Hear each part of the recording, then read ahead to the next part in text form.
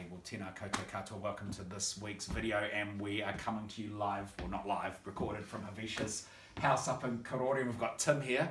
We just wanted to check in with some students about how their day is going. And Avisha, you're not the only one working from home today. Who else is here? Oh, Tim's here. I've got my dad upstairs as well, and my mum's here as well. Yeah, so lots of people working from home. Tim's come over from Wadestown just to be part of this video. So can you just take us through your day, firstly, you, Avisha, so how have you accessed work and what's planned for the rest of the day? Well, in the morning I've done a bit of physics, and I'm planning to do a bit of maths later. Miss Thompson's got a live stream going on YouTube, so I'll probably be doing a bit of that. So that's your maths class this afternoon. Mm-hmm. So did it work this morning, sort of going to your email and logging on and getting the information that you needed at that point? Yeah, that was very good. Great, awesome. And what's been happening for you, Tim? Mostly accessing resources and tasks off Google Classroom. So basically the teacher will set us things on Google Classroom, and then we can type in a different document answers to that, and stuff we've noticed from that we give it back to them, and they can assess us based on that and make sure that we're doing work. Submitting it through through the Google Classroom framework. Yeah. So have you largely sort of followed your timetable for the day, or have you been sort of making your own timetable for doing things?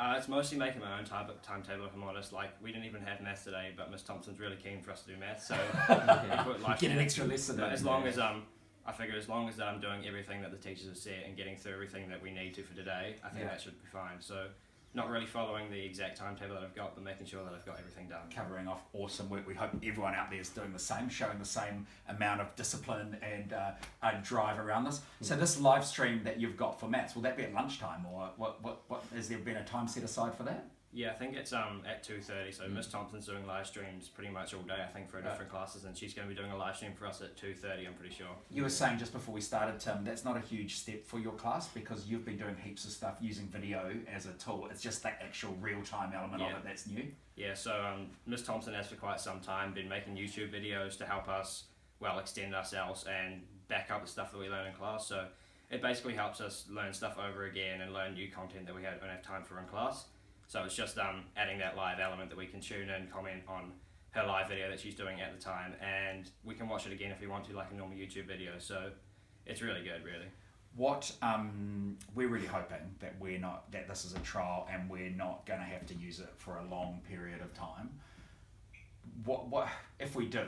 What do you think, Avisha, would be? How long do you think we could do it, and what would be some of the strengths and problems that we might face? I mean, I could see us sustaining this for a fairly long time. Obviously, a week or two would be fine. I mean, it's quite good because our school's already we've adapted to online learning. You know, we have Google Classroom, we have Google Drive. Teachers can set us work on those. And so then lots of experience in sharing resources and getting resources to each other. I mean, only problems really is just teachers not being there to help us through the way, being in the classrooms, in that environment. Yeah, and schools are relational, And I think, one of the reasons that you guys will all do this thing with Miss Thompson is you've got a great relationship with her, so you want to, you're happy to connect with her around that. So what do you think would be the challenges, Tim?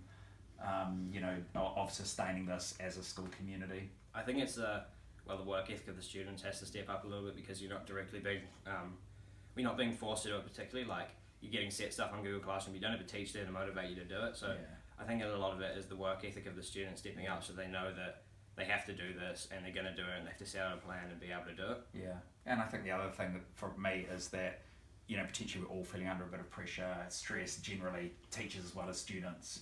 And so how do we maintain that with all the other things going on? But hey, great start. It feels like a really positive trial. So thanks, Avisha, so much for having us at your house. It's like must be a bit weird. And thanks, Tim, and good luck for the rest of the day. And we'll see you all next week. Bye-bye.